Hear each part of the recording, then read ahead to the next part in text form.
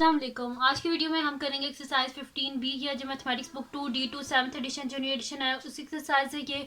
और इसका हम करेंगे जी question number 3 and question number 4 करेंगे। इससे जो पिछले क्वेश्चन है पहले करवा चुके हूँ, उसका लिंक मैं डिस्क्रिप्शन में दे दूँगी, आप वहाँ से देख लीजिएगा।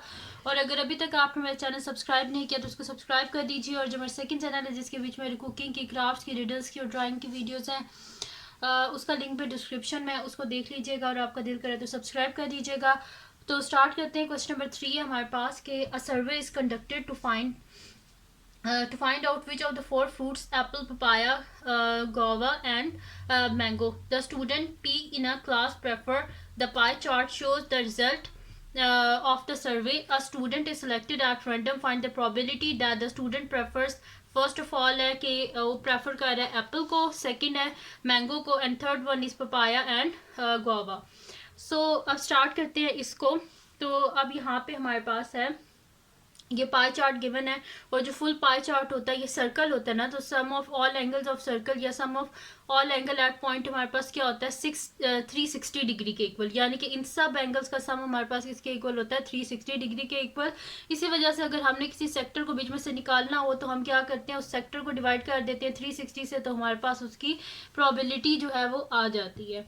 तो यहाँ पे अब स्टार्ट करते हैं। मैं नेक्स्ट शीट ले लेती हूँ। सबसे पहले हम देख लेते हैं कि प्रोबेबिलिटी फाइंड आउट कर लेते हैं कि कितने स्टूडेंट की क्या प्रोबेबिलिटी आती है कि जो एप्पल को प्रेफर करते हैं। तो यहाँ पे मैं लिख देती हूँ कि सोल्यूशन। अब यहाँ पे पहले मैं पाई चार्ट आपको बता देती हूँ कि देखिए पाई चार्ट जो है इसमें लिखा हुआ है, जो पाई चार्ट बना हुआ है इसमें लिखा हुआ है कि जो ये सेक्टर रिप्रेजेंट कर रहा है कि जो स्टूडेंट एप्पल को प्रेफर करते हैं और वो कितने, उसका अगर एंगल बनाया जाए तो कितना बन रहा है 150 डिग्रीज।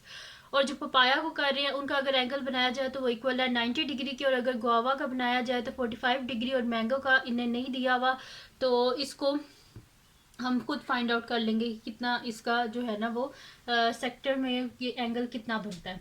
तो स्टार्ट करते हैं आप सोल्यूशन। फर्स्ट पार्ट का मैं यहाँ पे लिख दूंगी probability of students prefer Apple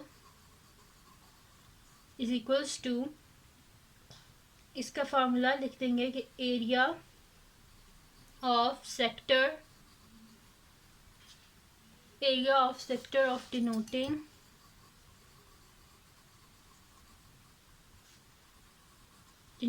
apple divided by area of circle। ठीक है जी, तो ये मेरे पास आ जाएगा area of sector of denoting Apple क्या है 150 डिग्री।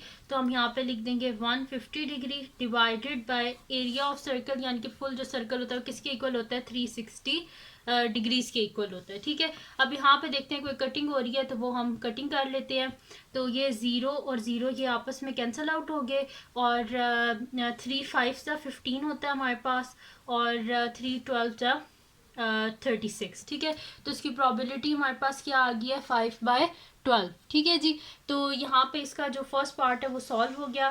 सेकंड पार्ट इसका है जी कि मैंगो का हमने बताना है कि प्रोबेबिलिटी फाइंड आउट करनी है कि कितने स्टूडेंट जो है वो प्रेफर करते हैं मैंगो को। तो यहाँ पे मैं इसका लिख लेती हूँ सेकंड पार्ट में लिखती हूँ solution second part.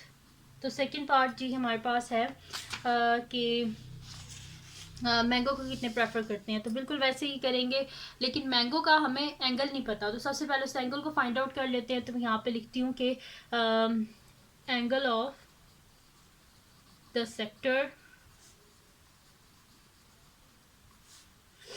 Denoting mango is equals to, जो हमारे पास फुल सर्कल होता है किसकी इक्वल होता है 360 डिग्री। तो हम क्या करेंगे 360 डिग्री में से माइनस कर देंगे, बाकी जितने भी सेक्टर्स हैं उनको माइनस कर देंगे। जाहिर सी बात है मैंगो का हमारे पास आ जाएगा। तो सबसे पहले हमारे पास है -150 डिग्री, माइनस ये पपाया का 90 डिग्री, और फिर गुआवा का 45 डिग्री।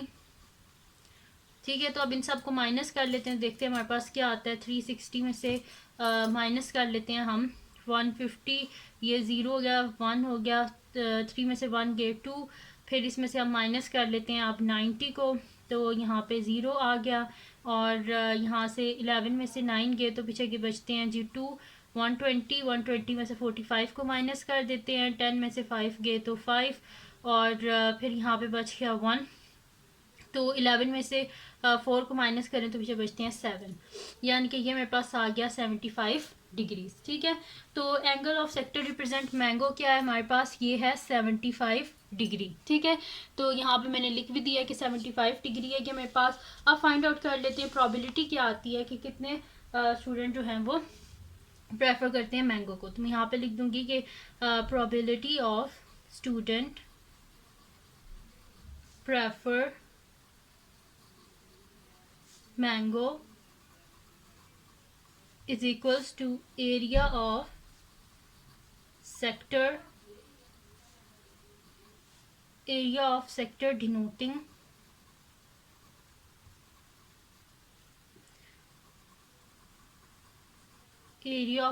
denoting mango. और यहाँ पे मैंने एक ऑफ फालतू में लिख दिया है area of sector denoting Apple. यहाँ पे भी area of sector denoting mango divided by area of circle. ठीक है जी, तो यहाँ पे area of sector denoting mango क्या है 75 डिग्री, तो लिख देते हैं 75 डिग्री डिवाइडेड बाय 360 डिग्री। ठीक है, तो ये दोनों आते हैं 15 के टेबल में, तो यहाँ पे मैं लिख देती हूँ divided by 15 divided by 15।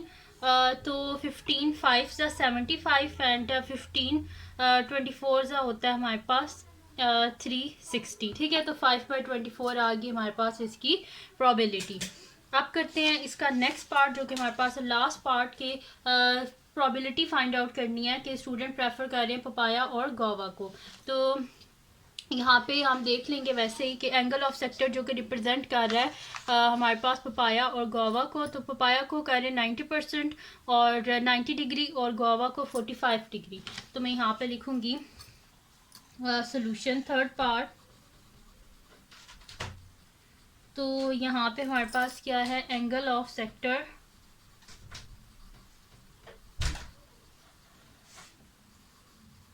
Denoting papaya और गोवा इज इक्वल्स टू, इसका सेक्टर है 90 डिग्री और इसका है 45 डिग्री। तो इसको कर देंगे 90 डिग्री प्लस 45 डिग्री, इन दोनों को ऐड कर लेंगे। तो यहाँ पे मेरे पास क्या हो जाएगा 90 प्लस 45 है, तो इनको ऐड करें तो ये हो जाएगा 135 डिग्रीज। ठीक है, ये आ गया मेरे पास 135 डिग्रीज। अब इसको क्या कर देंगे कि वैसे ही सॉल्व कर लेंगे कि जैसे पिछले किए थे, probability of student prefer papaya और गोवा इज इक्वल्स टू, वैसे वही फार्मूला लिखेंगे area of sector denoting papaya और guava divided by area of circle. तो ये हमारे पास क्या आ रहा था, सेक्टर इन दोनों को ऐड करके आया था 135 डिग्री। तो 135 डिग्री डिवाइडेड बाय 360 डिग्री। अब इसको देख लेंगे दोनों किसके टेबल में आते हैं। तो दोनों को पहले कर लेते हैं 5 से। तो यहाँ पे मेरे पास हो जाएगा कि 5 2 ज़ा 10 और 5 7 ज़ा यहाँ पे हमारे पास हो जाएगा 35। फिर 5 7 ज़ा 35 हो जाएगा हमारे पास, और 5 2 ज़ा हो जाएगा हमारे पास यहाँ पे 10 हो जाएगा। फिर उसके बाद यहाँ पे आगे हो जाएगा, इसको आगे हम करेंगे तो ये 3 से हो जाएगा हमारे पास। तो 3 9 ज़ा 27 एंड 3 2 ज़ा 6 एंड उसके बाद हो जाएगा यहाँ पे 3 4 ज़ा 12। फिर आगे 3 से हो जाएगा ये 3 3 ज़ा 9 और 3 8 ज़ा 24। तो ये मेरे पास क्या आ गया 3/8। ठीक है, तो एरिया ऑफ यानी कि हमारे पास प्रोबेबिलिटी आ गया स्टूडेंट प्रेफर पपाया और गोवा, वो हमारे पास आई है 3/8। ठीक है जी, तो यहाँ पे इसका जो थर्ड पार्ट है वो भी कंप्लीट सॉल्व हो गया। अब इसके बाद करना है हमने इसका नेक्स्ट क्वेश्चन। तो जो नेक्स्ट क्वेश्चन है उसको देख लेते हैं कि वो हमारे पास क्या है। तो जो नेक्स्ट क्वेश्चन है वो हमारे पास है क्वेश्चन नंबर 4 कि a regular octagon is divided into 4 regions where O is the center. A point is selected at random in the octagon. Find the probability that the point lies in region R, region S, region P और Q. अब octagon क्या होता है, जो 8 sided figure होती है उसे octagon कहते हैं। अब इसमें कह रहे हैं कि इसको 4 रीजन्स में डिवाइड किया गया है, जिनके नाम क्या है हमारे पास पी, क्यू, आर और एस है, उनके नेम्स हैं हमारे पास। अब वो कह रहे हैं कि प्रोबेबिलिटी फाइंड आउट करें कि the point lies in region R. अब वो हमने ये बताना है कि प्रोबेबिलिटी हमने बतानी है कि क्या है कि जो पॉइंट है वो रीजन आर में है। तो सिंपल सा है, इसको करना क्या है कि टोटल इसकी कितनी साइड्स होती है, 8 साइडेड होते हैं ऑक्टागन। तो अब रीजन आर यहाँ पे देखें कितनी साइड्स हैं जो रीजन आर में है, कितने पॉइंट्स हैं, सिर्फ एक ही पॉइंट है ना, ये देखें। क्यू में कितने हैं 1 2, पी में कितने हैं 1 2, एस में कितने हैं 1 2 3। ठीक है, तो इसी तरह इसको करना है। तो स्टार्ट करते हैं इसका सोल्यूशन। तो यहाँ पे मैं लिख लूँगी कि total number of sides in octagon is equals to 8। ठीक है, तो probability of point lies in region R is equals to 1/8, क्योंकि देखें R में कितनी साइड्स आ रही हैं, सिर्फ 1 ही आ रही है, तो 1/8। सेकेंड पार्ट क्या है, रीजन S। तो मैं यहाँ पे लिख देती हूँ सोल्यूशन सेकेंड पार्ट। तो सोल्यूशन सेकेंड, तो यहाँ पे लिख देते हैं probability of point lies in region S is equals to, हमारे पास क्या रीजन एस में कितने यहाँ पे पॉइंट्स हैं 1 2 3। ठीक है, 3 है, तो यहाँ पे 3 divided by total number of sides of octagon कितनी है 8 है। ठीक है, अब करते हैं इसका नेक्स्ट पार्ट जो कि हमारे पास थर्ड पार्ट है। तो मैं यहाँ पे लिखती हूँ सोल्यूशन थर्ड पार्ट क्या है, रीजन पी एंड क्यू। तो मैं यहाँ पे लिखूंगी probability of point lies in reason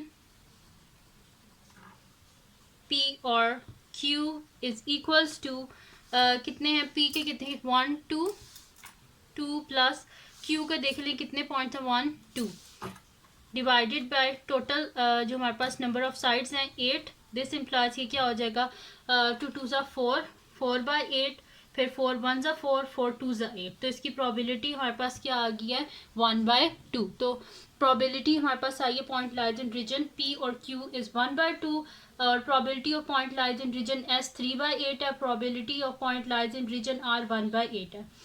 तो ये थी जी आज की वीडियो जिसमें मैंने आपको करवाया है एक्सरसाइज 15B का क्वेश्चन नंबर 3 और क्वेश्चन नंबर 4। तो अगर ये वीडियो आपके लिए हेल्पफुल है तो उसको लाइक कीजिएगा, मेरे चैनल को सब्सक्राइब कीजिएगा और बेल आइकन को लाजमी प्रेस कर दीजिएगा ताकि आपको न्यू आने वाली वीडियोस के बारे में पता चल सके। और जो मेरा सेकंड चैनल है जिसके बीच में कुकिंग की, क्राफ्ट्स की और रीडर्स की वीडियोस हैं उसको भी सब्सक्राइब कर दीजिएगा। और मेरी बहन का चैनल है उसका लिंक भी डिस्क्रिप्शन में है, उसको भी सब्सक्राइब कर दीजिएगा। और अपनी दुआ में लाजमी याद रखिएगा। अल्लाह हाफिज़।